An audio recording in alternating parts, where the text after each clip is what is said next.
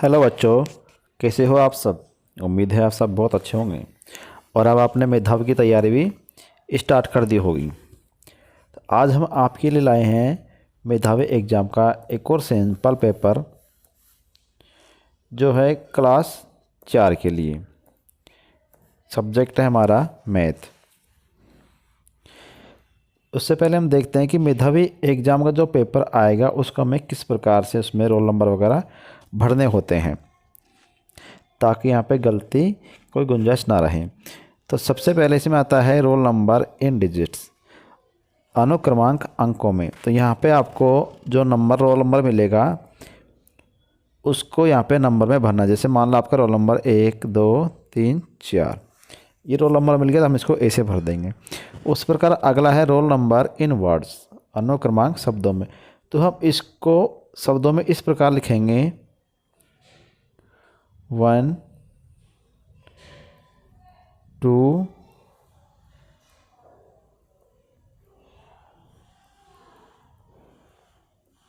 3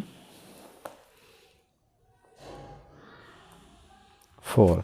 शब्दों में roll number इस प्रकार से लिखना होता है। ऐसे नहीं 1234 इस प्रकार ना लिख के हम 1 2 3 4 इस तरह का रोल नंबर लिखे।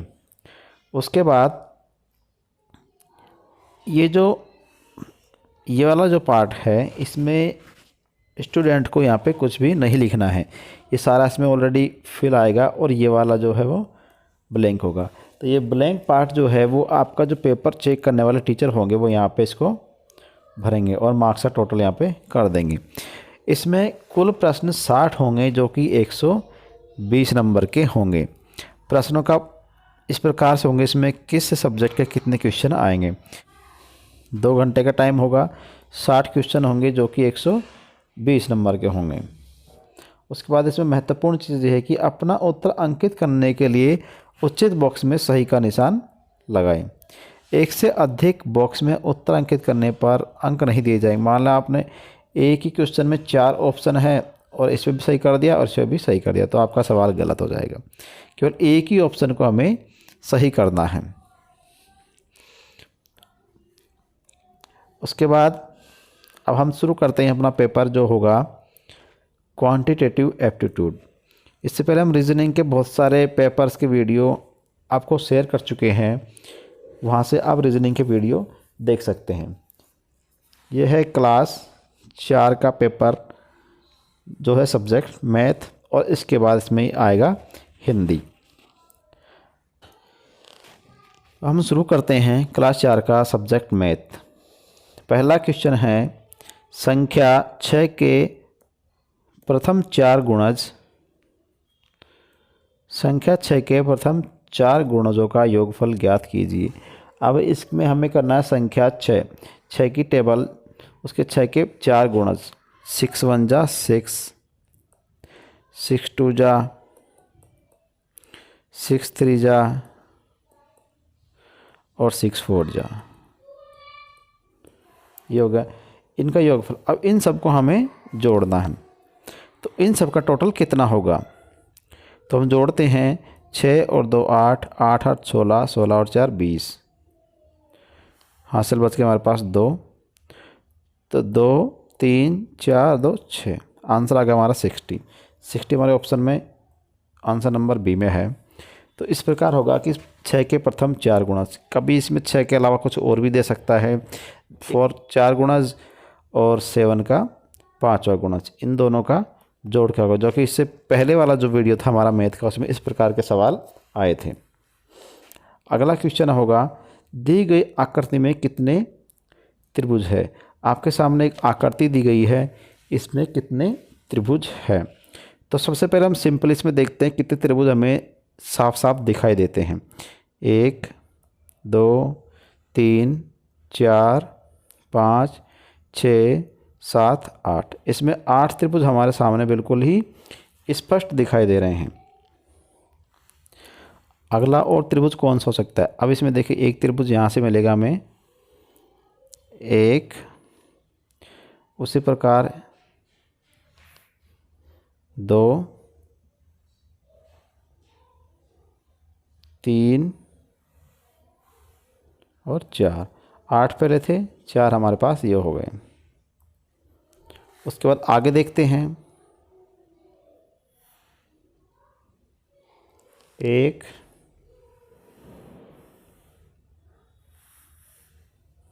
2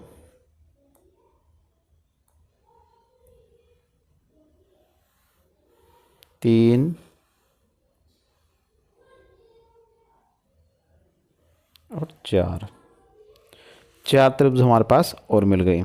इसके अलावा हम इसमें ऐसा कोई त्रिभुज यहाँ पे दिखाई नहीं देता, क्योंकि अगर हम किसी को मिलाएं तो ये सब इसमें 4 भुजाएं हैं, जबकि त्रिभुज में 3 भुजाएं होती है।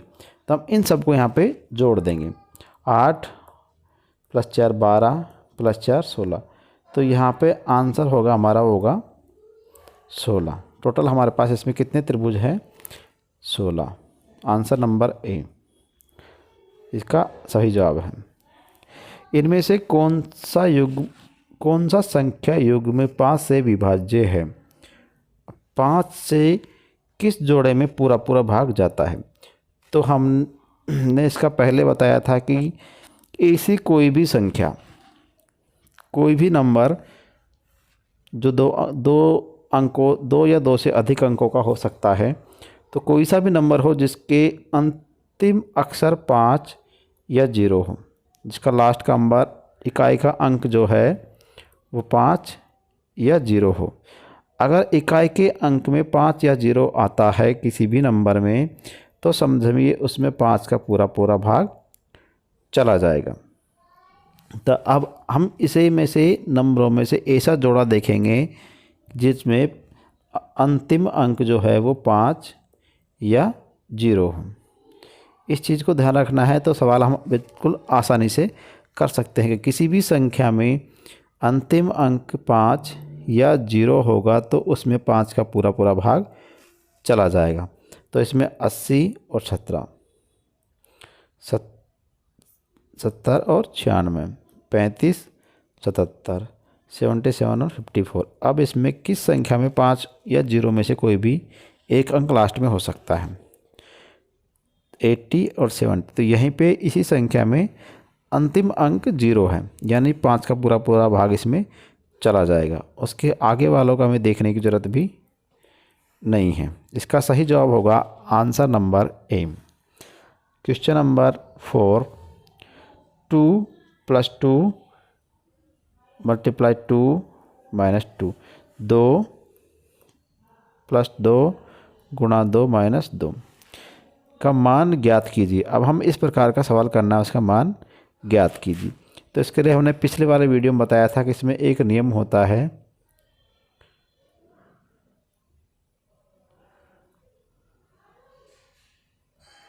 बोडमास। तो पहले हम इस रूल के बारे में देखते हैं कि इस बोडमास वाला जो रूल है उसको किस प्रकार से लागू करते हैं। BODMAS, ये है हमारा बोडमास वाला नियम।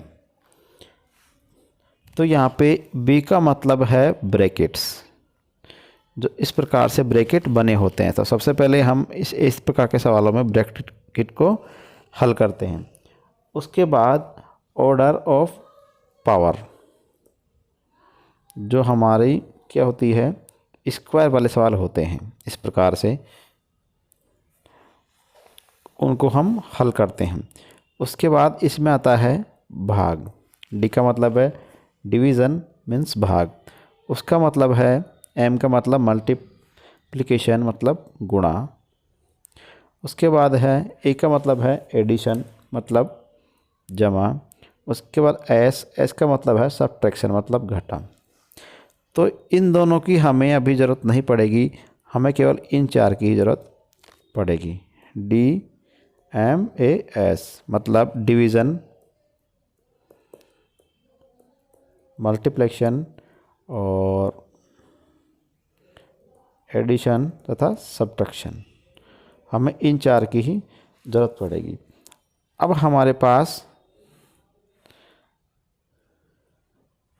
यहाँ पे सवाल है कि सवाल को हम नीचे लिखते हैं।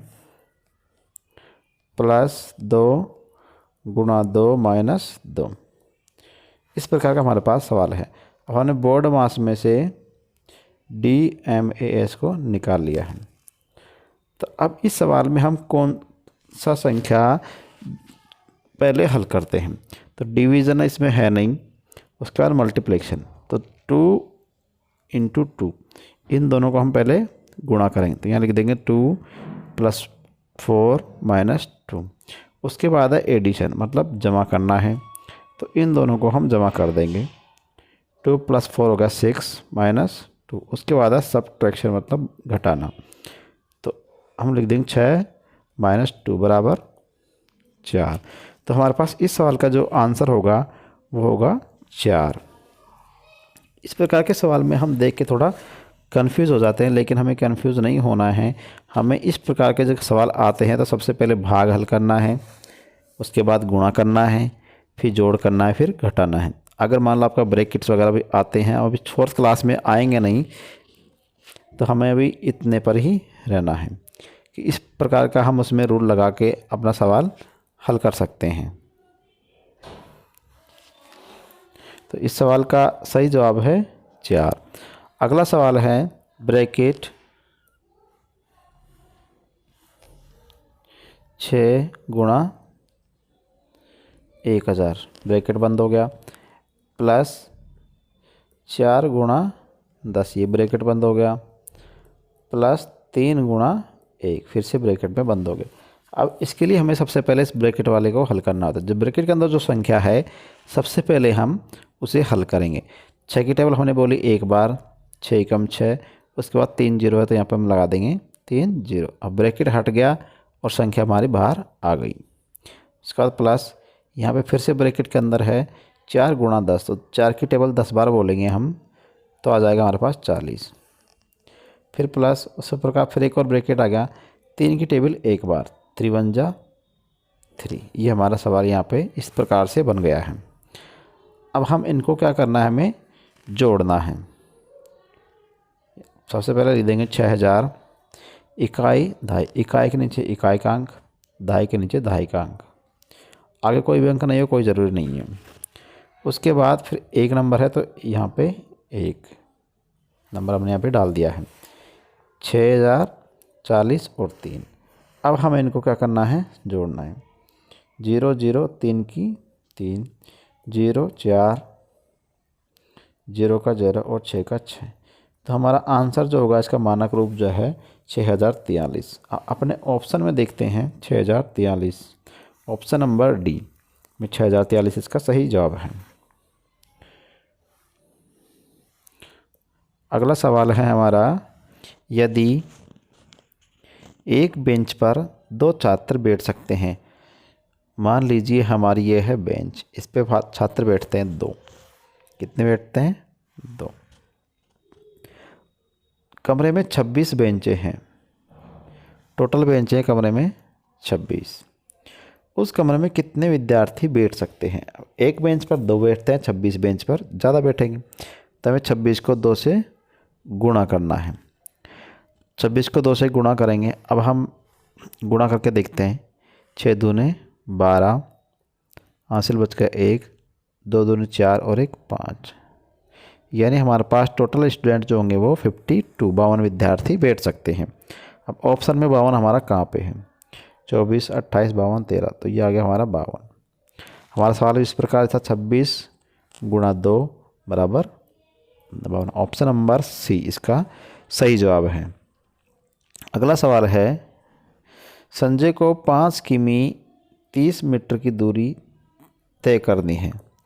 अब इस सवाल को हम रफ कार्य में करके देखेंगे।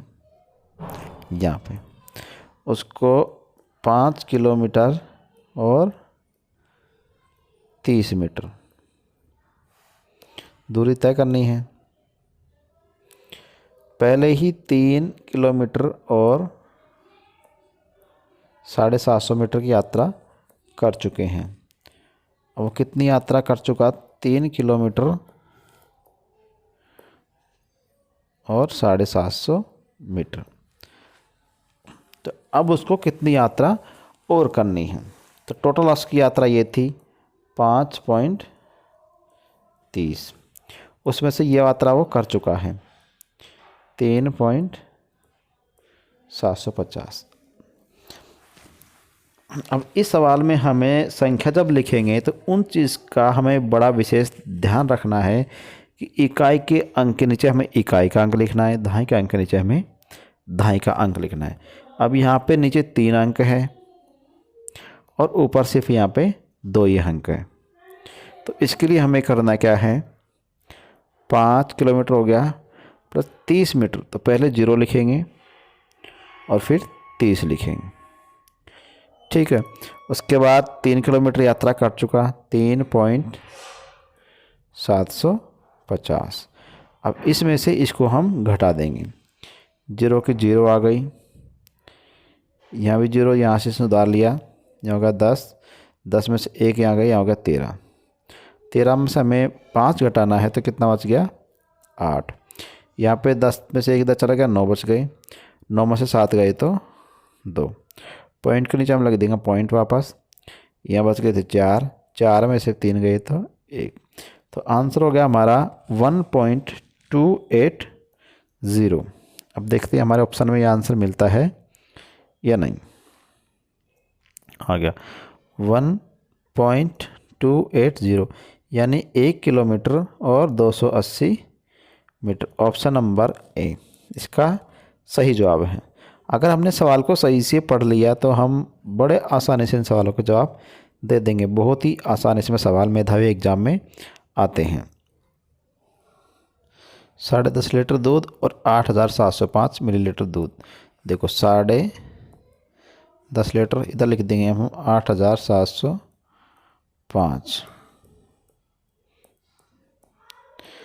अब हम या तो इसका मिलीलीटर बनाएं या फिर इसका लीटर बनाएं, तो हम इससे पहले बनाते हैं इसका मिलीलीटर। ये है 10.5 लीटर और ये है ml। अब उससे पहले हमें ये जानना ज़रूरी है कि 1 लीटर में कितने मिलीलीटर होते हैं। 1 लीटर में होते हैं 1000 मिलीलीटर। 1000 मिलीलीटर को बना करके बनेगा 1 लीटर। तो यहाँ पे है 10.5 लीटर, यानी 10 लीटर पूरा है, फिर आधा लीटर। आधा लीटर में कितने होंगे 500 मिलीलीटर। तो सबसे पहले हम करते हैं आधा लीटर का, तो आधा लीटर का हमारे पास हो गया 500 मिलीलीटर, और 10 लीटर का हम बनाते हैं लीटर। अब 1 लीटर में 1000 लीटर है तो 10 लीटर में कितना होगा, ज़्यादा होगा, तो 1000 गुणा 10। अब 10 का पहाड़ा में 1000 बार बोलना है, नहीं आता तो 10 का पहाड़ा 0 बार बोला 0, फिर 0, फिर 0, 10 का पहाड़ा 1 बार बोला हमने, हो गया 10,000। अब 10,000 तो ये हो गया 10 लीटर, और 500 मिलीलीटर हो गया जो आधा लीटर था। अब इन दोनों को हम जोड़ देते हैं,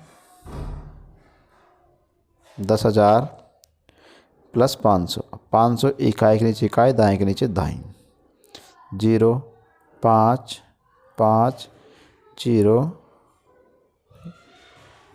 1, तो हमारे पास टोटल हो गया 10,500 मिलीलीटर। अब 10,500 मिलीलीटर दूध हमारे पास हो, उस टोटल इसमें भरना है, और उसमें ऑलरेडी 8,705 मिलीलीटर भरा हुआ है, तो 8,705 इसको हम कर देंगे, घटा देंगे 10, यहाँ पे 0 था 10 हो गया, 10 में से 5 किया तो 5, यहाँ 0 था, यहाँ से लिया 9 हो गया, 9 में से कुछ नहीं गया तो 9 के 9 बच गए, यहाँ पे 5 में से 1 कम हो गया 4, यहाँ पे है 7, तो इसमें से उधार लिया, यहाँ हो गया 10 और यह हो गया 14, उसके बाद यहाँ बच गया 9, 14 में से 7 गए तो 7, 9 में से 8 गया तो 1, यानी कि 1795 मिलीलीटर, 1795 मिलीलीटर दूध यहाँ पे और चाहिए। अब ऑप्शन में देखते हैं हम, 1795 मिलीलीटर, आंसर हमारा हो गया ऑप्शन नंबर बी। उसके बाद अगला सवाल है, यदि किसी त्रिभुज का परिमाप 20 मीटर है और उसकी दो भुजाएं 5 मीटर और 4 मीटर है, तो त्रिभुज की तीसरी भुजा की लंबाई क्या होगी। मान लीजिए अब हमारे पास है एक, इसके लिए हम चलते हैं हमारी दूसरी स्क्रीन पर। तो हमारे पास एक है त्रिभुज, ये हमारा त्रिभुज है। इसकी एक भुजा है 5 मीटर और एक है 4, और इसका परिमाप है 20 मीटर, एम पर मीटर। तो ये वाली इसकी जो भुजा है वो कितनी होगी। अब सबसे पहले हमें देखना है त्रिभुज का परिमाप। परिमाप क्या होता है, तो परिमाप होता है कि इसकी जो चारों तरफ की जो लाइन है, चारों तरफ की जो भुजाएं हैं, इनका योगफल, यानी कि त्रिभुज की तीनों भुजाओं का योगफल, वो होगा परिमाप। तो इसकी तीन भुजाएं, एक है 5 और एक है 4, इन दोनों को मिलाकर हो गई 9 मीटर। तीसरी ज्ञात करनी है। अब उसके लिए हमें करना है कि जो इसका परिमाप है उसमें से दोनों भुजाओं को हम कम कर देते हैं, यानी घटा देते हैं। तो 20 में से 9 गए तो कितने बचे, तो 10 में से 9 गया तो 1 और 1 का 1, तो हमारे पास बच गए 11 मीटर। तो इसकी ये जो भुजा है वो होगी 11 मीटर, क्योंकि हमने बताया था कि परिमाप त्रिभुज की तीनों भुजाओं का योगफल होता है। अब एक भुजा 5 ऑलरेडी दे रखी है, दूसरी 4 ऑलरेडी दे रखी है, तो तीसरी हमने इन दोनों को जोड़ के परिमाप में से घटा दिया, तो हमारे पास तीसरी भुजा भी आ गई, यानी कि 11। अब 11 को, 5 को और 4 को, मतलब तीनों भुजाओं को हम जोड़ते हैं, हमारे पास आंसर 20 आना चाहिए। तो सबसे पहले 5, 4, 9 और 1 10 की 0, कैरी 1 हो गया, 1 और 1 2, आंसर हमारे पास आ गया 20। तो इस त्रिभुज की तीसरी भुजा होगी वो होगी 11 मीटर। अब चलते हैं हमारे प्रश्न पत्र पर। आंसर नंबर है क। इसमें त्रिभुज की तीसरी भुजा जो है वो है 11 मीटर। अगला क्वेश्चन है, रीना ने 150 रुपये में एक किताब खरीदी। इसको हम यहाँ करते हैं, 150 रुपये में उसने किताब खरीदी। 350 रुपये में एक बैग खरीदा, 350 रुपये में एक बैग खरीदा, और 80 में रंग, उसके बाद 80 रुपये में उसने रंग खरीदे। अब 80 को जब जोड़ का सवाल करते हैं, घटा का सवाल करते हैं, तो ये ध्यान रखना है कि मैं इकाई वाले अंक के नीचे इकाई वाला अंक, दहाई वाले अंक के नीचे दहाई वाला अंक, सैकड़े वाले के नीचे सैकड़ा, हज़ार वाले के नीचे हज़ार, इस तरह से हम अंकों को लिखेंगे तो सवाल में गलती नहीं होगी। अब यहाँ पे है 80, यहाँ पे 2 संख्या है और यहाँ पे 3, तो 80 का इकाई का अंक 0, 0 के नीचे लिख देंगे। 8 दाएं का अंक तो 5 के नीचे लिख देंगे। अब ये हमारा इस तरह से सवाल हो जाता है। आगे सवाल है, उसने दुकानदार को 2000 रुपये दिया, तो दुकानदार कितना पैसा लौटाएगा। अब इसके लिए हमें सबसे पहले जो सामान उसने लिया है उनको जोड़ना है। तो 0 की 0, 5 और 5 10, 10 में 8 जोड़ेंगे हो जाएंगे 18, हासिल का बच गया 1, 3, 1 4, 1 5, ये हो गया टोटल सामान 580 रुपये की। अब उसने दिए हैं दुकानदार को 2000, कितने दिए हैं उसने, 2000 का नोट उसने दे दिया है। हम भी दुकान पे जाते हैं तो 10 रुपये भी लेके जाएंगे और हम सामान खरीद लेंगे। अगर सामान हमारा 8 रुपये का आता है, हम उस दुकान वाले को 10 का नोट ही देंगे, तो दुकान वाला अपने 8 रुपये काट के हमें बाकी बचे पैसे वापस कर देता है। इसी प्रकार यहाँ पे 2000 के नोट से हमें 580 रुपये का रीना ने सामान लिया, तो बाकी कितना बचा, तो 2000 में से हम 580 को घटा देंगे। 0 में से 0 गया तो 0 ही बचा, यहाँ पे 8 और ऊपर 0, तो ये घटा नहीं होगा। अब इसके लिए हमें अपने पड़ोसी से उधार लेना है। इसके पास कुछ नहीं है, गया इसके पास, यहाँ से लिया 1, यहाँ हो गया 10, 10 में से फिर इसने ले लिया, यहाँ बच गए 9 और यहाँ हो गए 10, 10 में से 8 गए तो बचे 2, यहाँ पे 9, 9 में से 5 गए तो बचे 4 और यहाँ पे 2 की जगह 1 हो गया था तो 1। तो दुकानदार ने रीना को पैसे लौटाए 1420 रुपये। ऑप्शन देखते हैं, 1420 रुपये। रीना ने 580 का सामान खरीद लिया, 2000 रुपये का नोट दिया तो 580 काट के उसने दुकानदार ने रीना को 1420 रुपये 1420 रुपये वापस लौटाए। अगला है Hindi, section Hindi. Section D में कुल 2 भाषाओं में प्रश्न होंगे, हिंदी और उर्दू। जिसको हिंदी करना आता है वो हिंदी करे, जिसको उर्दू करना आता है वो उर्दू कर सकता है। उनमें से किसी एक भाषा का चयन हमें करना है। तो इस प्रकार के जो क्वेश्चन आएंगे हिंदी में वो होंगे पैराग्राफ वाले क्वेश्चन। दिए गए गद्यांश को ध्यान से पढ़ें और नीचे जो प्रश्न आएंगे उनका आंसर हमें इसमें से देने हैं।